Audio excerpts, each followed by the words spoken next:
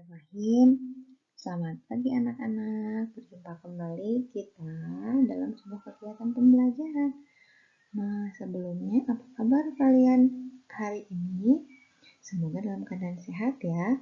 Kali ini kita memasuki pembelajaran tematik khusus di kelas 3, yaitu tentang tema 7. Perkembangan teknologi. Nah, untuk pokok pembahasan kali ini kita memasuki 2 subtema, yaitu subtema 1 tentang perkembangan teknologi produksi dan pangan, dan subtema 2 perkembangan teknologi produksi dan sandang. Nah, kita simak pembelajarannya hari ini ya.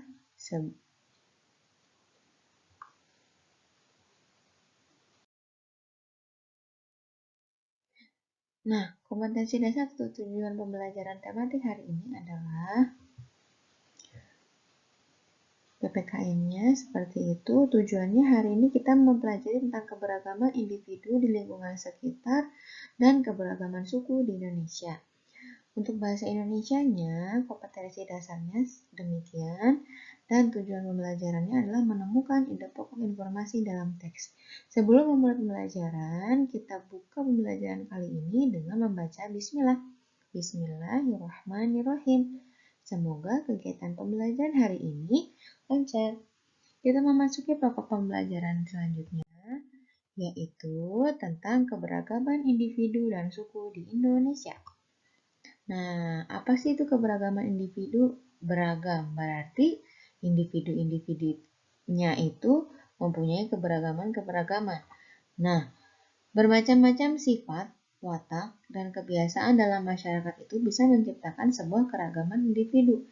Dari bermacam-macam sifat, watak, dan kebiasaan itu, pastinya setiap orang itu berbeda-beda. Karena berbeda-beda, kita tetap harus menjaga persatuan dan kesatuan. Sesuai dengan sila Pancasila kita, supaya tetap menjaga keberagaman individu, adalah persatuan Indonesia. Kita tetap bersatu walaupun beragam individunya.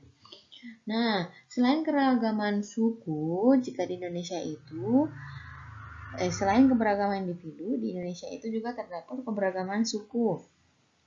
Dengan bermacam-macam suku bisa dilihat dari pakaian adat, adat istiadat, kesenian, makanan khas. Nah, dari keberagaman individu dan suku ini tetap harus dijaga dengan yang tadi, sila ketiga Pancasila, yaitu persatuan Indonesia. Kita lanjutkan. Apa saja sih keberagaman pakaian di Indonesia? Nah, nanti akan Miss berikan contoh.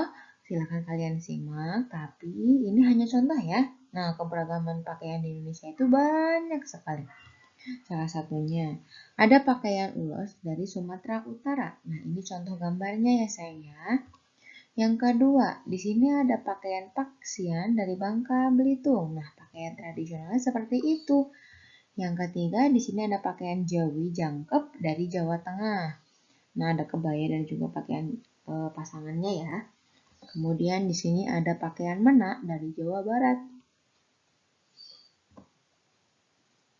Kemudian ada pakaian pesaan dari Jawa Timur. Nah, masih banyak pulau lagi yang memiliki pakaian khasnya masing-masing. Di sini Miss hanya memberikan 5 contoh ya.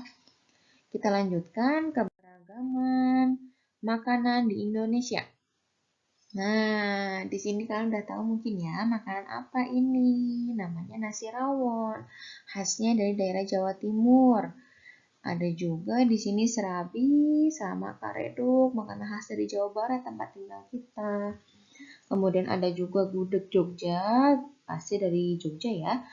Kemudian ada sate lilit dari Bali. Nah, di sini juga misalnya memberikan contoh saja makanan khas dari beberapa daerah di Indonesia, dan masih banyak lagi makanan khas daerah dari pulau-pulau yang lain. Mungkin kerak telur dari Jakarta, DKI Jakarta, dan sebagainya. Kita lanjutkan ke keberagaman pekerjaan. Nah, bermacam-macam pekerjaan yang ada di lingkungan sekitar kita. Salah satu di antaranya yaitu nelayan yang bertugas untuk mencari atau menangkap ikan di lautan. Kemudian ada satpam yang bertugas untuk menjaga keamanan dan ketertiban dari lingkungan yang dia jaga. Kemudian ada dokter yang tugasnya memeriksa kesehatan pasiennya. Dan kemudian ada juga guru untuk mentransfer ilmu pengetahuan kepada anak didik. Masih banyak lagi beragam pekerjaan. Misalnya ada juga Pak Polisi bisa, ada tentara bisa, kemudian wira swasta bisa. Nah, banyak sekali anak-anak keberagaman pekerjaan di lingkungan sekitar kita.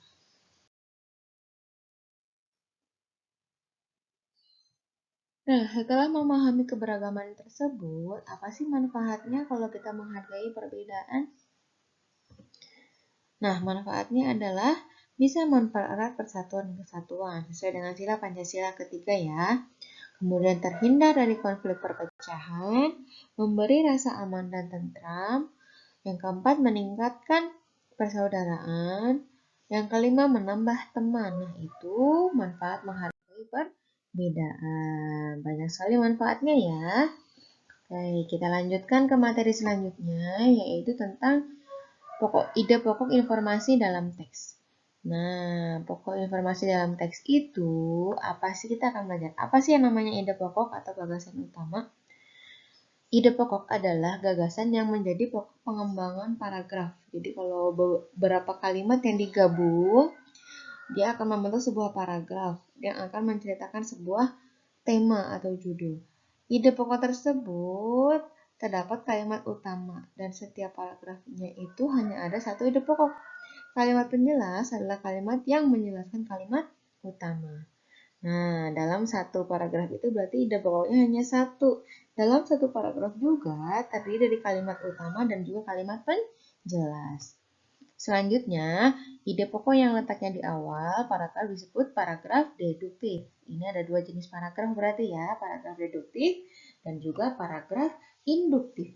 Induktif itu ide pokok yang letaknya di akhir paragraf. Seperti itu.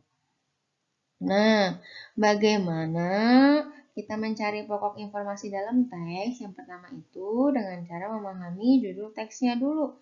Biasanya terletak di tengah, di awal sebuah bacaan. Yang kedua, menyimpulkan ide pokoknya. Itu apa dari masing-masing paragrafnya. Baru kita membuat sebuah daftar pertanyaan, bisa dengan 5W1H. Kemudian